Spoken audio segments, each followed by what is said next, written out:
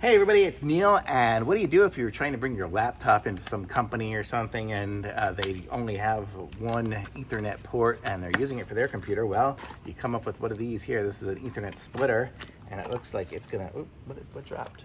Oh, I guess just the wire. So we have a wire here. This is how it's gonna get power through USB to USB-C. And then we have the little device here, and it says Yinker is the brand, and then it has, the port in there and the power, and then the two out ports there. So that'll give us our ability to split it out. So I'm gonna plug this into my little battery pack I just happen to have here. It's just a battery pack, but it would be the same thing as plugging into something with USB. And so then we will plug in one of our sides into our hub, which really shouldn't matter too much which ones go which place when it's a switch, but then we go here, and then that'll be to our laptop. And then the one that we unplugged from the other guy, we can plug that in here. So then we can all have our connectivity. How sweet is that? And we're gonna have gigabit connectivity because it's a gigabit switch. So we're not gonna lose anything on our speed or anything like that. It's gonna be awesome. Thumbs up.